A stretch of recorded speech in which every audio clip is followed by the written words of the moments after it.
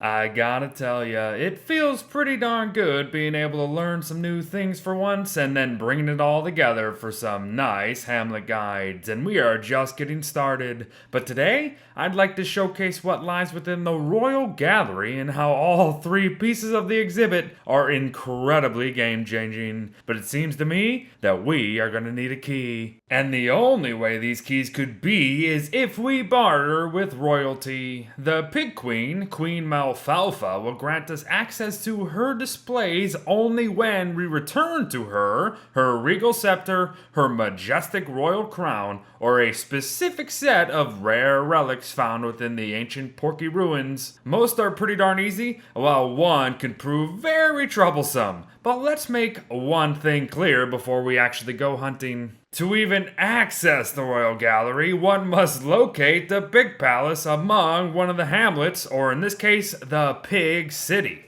However, the Pig City ain't even on our first spawn island. So how exactly are we gonna get our butts over there? Well, if you didn't know, specific pig ruins lead to specific locations and islands. So once you know where you'll go, you can forever just venture within a ruin without worry. And for the Palace Island, you must pass through the ruin with what I'm calling the Porky Mage atop it. Survive the journey, and you'll emerge on the Pig City Island 100% guaranteed, no matter which world you're in. But now, the items in question. And first up is the Regal Scepter. Very much the easiest of the bunch in my opinion. It too is not going to be found on any plain old island. Instead, we must make our way to the isolated stretch of land known as the BFB Island, or the Pinnacle Biome. Better yet, however, let's fly over there, shall we? We can either wait 10 to 24 days for the BFB to swoop on down and eat us up,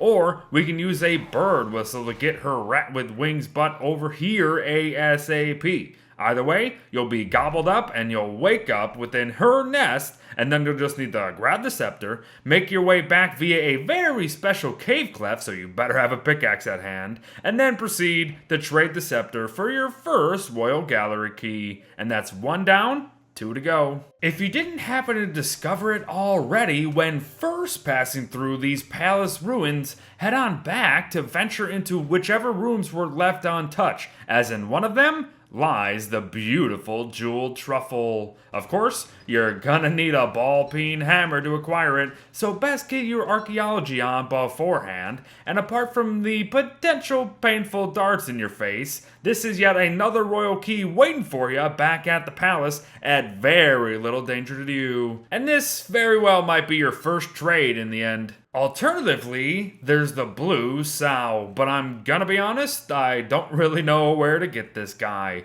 I do believe it can be found in the ruins just like the jeweled truffle, although I am unclear as to which one that happens to be. I also believe that peculiar objects looked at through magnifying glasses may also lead to one potentially, and perhaps sunken relics within the water of Hamlet may have a chance to drop one too. But commenters, I leave this one to you. And finally, the Royal Crown, which may just so happen to be sitting atop yet another beast of royalty, the Queen Womat. She is a mean old girl, and one that could certainly have her way with you very, very easily. But here's my advice. Come here with a set of 7 to 8 walls at hand. Initially, just stay close to the front wall near the entrance and make sure you have a light source for the fight. Then, prepare a couple walls near the entrance and then rush to build the rest to your hopeful advantage and pray that at least one of her Mat Warrior eggs lands behind it, and bonus points for both. Or you can be like me and get extremely unlucky and not only get both Mat Warrior eggs landing on my side, but also just have 3 separate scorpions land on my head. We want this wall to be up to make life as simple as possible, because even killing these warriors only spawns more during the bout. so keeping one or both alive is actually a fantastic strategy as she won't spawn anymore. However, as for the fight itself, she's stationary, so smacking her dead really ain't the problem.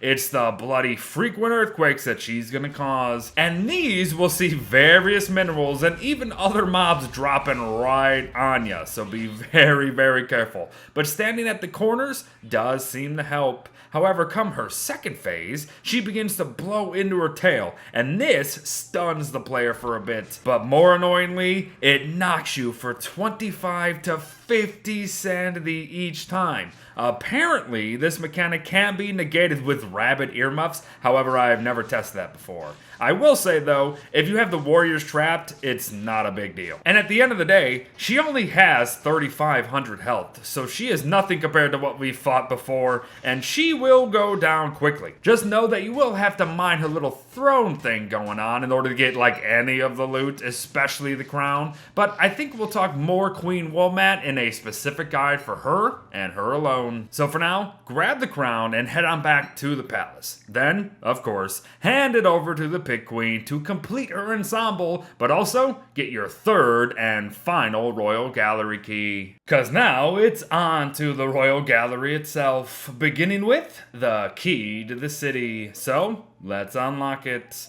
And when in your inventory or simply standing near it, the key to the city grants access to the City Planning tab, a unique crafting tab that allows the player to literally build their own hamlets anywhere. You have the hedge decorations and trees, hamlet turfs of all sorts and light sources, the ability to create another slanty shanty, and yes, even the chance to construct specific hamlet shops whenever or wherever you please. It's bloody amazing. But it will get better when combined with our next exhibit item. Believe it or not, a can of literal silly string is the key to interdimensional travel within Don't Starve.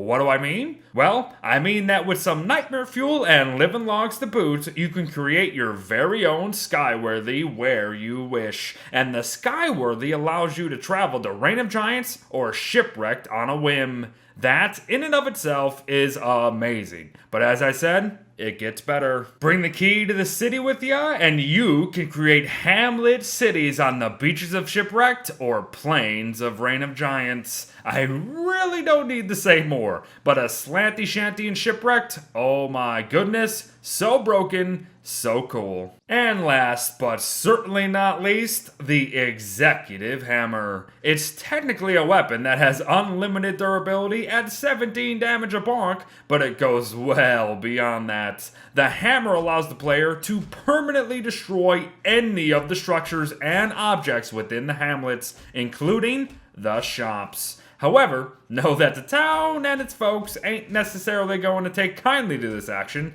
unless of course you're their princess. It's honestly another very broken item, and it's still very, very useful when combined with the key to the city, as together they can help shape the hamlet to your liking, which is truly awesome. But there you have it everyone, a guide on how to access the Royal Gallery of the Palace and what doing so gives you access to.